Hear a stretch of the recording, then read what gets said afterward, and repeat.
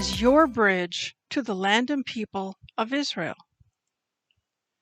Today I want to speak to you about the sheep and goat nations. You are probably seeing a lot of news about the Israel-Hamas war. How does this impact you? How has your attitude been shaped by the media? Today, I want us to find out more about what God the Father's heart is toward Israel and the Jewish people. We need to line up our heart with His heart. Why should you care? This is a quote from Elie Wiesel, survivor of the Holocaust and who survived the Nazi death camps, and this is what he has to say. Indifference is worse than hatred. The opposite of love is not hate, it's indifference. The opposite of life is not death, it's indifference. We need to line up our heart with Abba Father's heart and love whom He loves and hate whom He hates. What is His heart towards Judah, the Jews? The end of days conflict is a spiritual conflict. Jacob's spiritual descendants are those who love the God of Israel, love His word, the Torah, and love Israel and the Jewish people. This can include both Jews and Christians. Esau and Amalek's spiritual descendants are those who hate the God of Israel. They despise His word, the Torah, and they hate the nation of Israel and the Jewish people. As thousands of radical Islamists and pro-Hamas supporters and woke liberal leftists paint swastikas on buildings where Jews live, burn Israeli flags, and chant "Gas the Jews" at their demonstrations, this is the expression of an ancient hatred that all began with Esau's hatred of Jacob.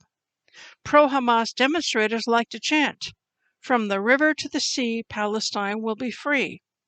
Translation: Israel will no longer exist as a nation, and all the Jews will be cast into the sea.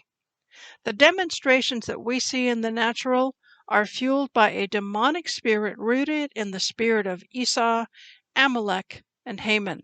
And so we must fight in the spirit realm through prayer.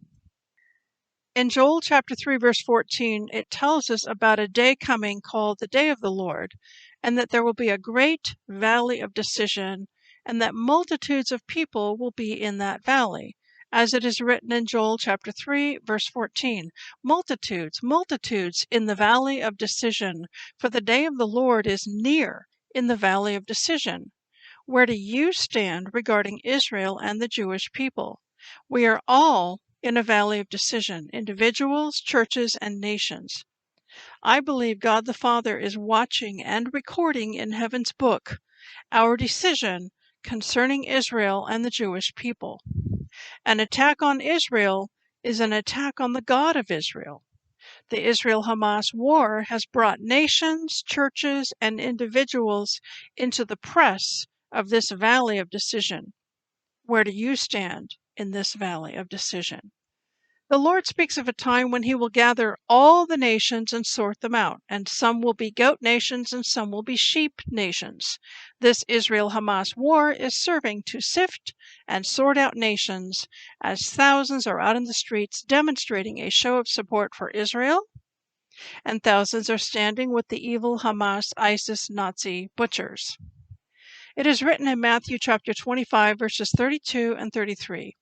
When the Son of Man comes in His glory, and all the holy angels with Him, then He will sit on the throne of His glory. All the nations will be gathered before Him, and He will separate them one from another, as a shepherd divides his sheep from the goats. And He will set the sheep on His right hand, but the goats on the left.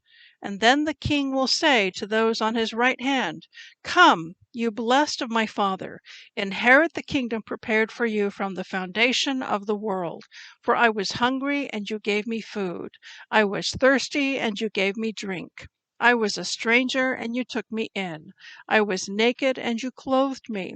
I was sick, and you visited me. I was in prison, and you came to me."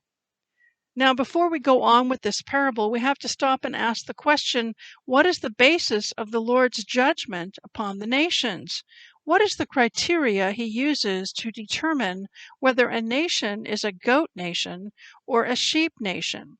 To answer that question, we go to Joel chapter 3, verses 1 and 2, where it is written, "For behold, in those days and at that time, when I bring back the captives of Judah," that is the Jews, "and Jerusalem, I will also gather all nations and bring them down to the valley of Jehoshaphat, and I will enter into judgment with them there, on account of my people, my heritage, Israel, whom they have scattered among the nations, and they have also divided up my land."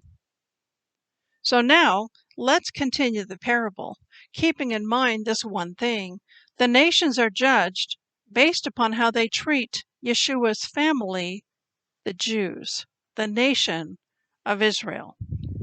Continuing on in Matthew chapter 25, verses 37 to 40.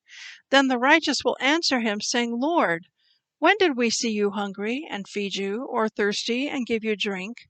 When did we see you a stranger and take you in, or naked and clothe you?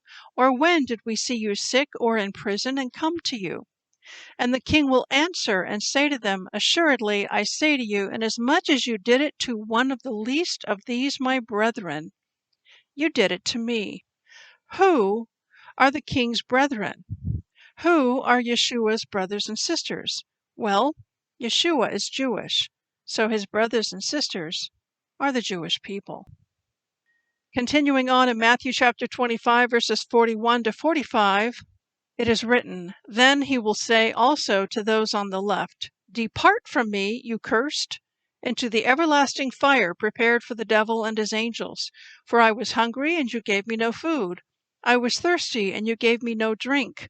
I was a stranger, and you did not take me in, naked, and you did not clothe me, sick and in prison, and you did not visit me." Then they also will answer him, saying, "Lord, when did we see you hungry or thirsty, or a stranger, or naked, or sick, or in prison, and did not minister to you?" And then he will answer them, saying, "Assuredly, I say to you, inasmuch as you did not do it to one of the least of these, you did not do it to me."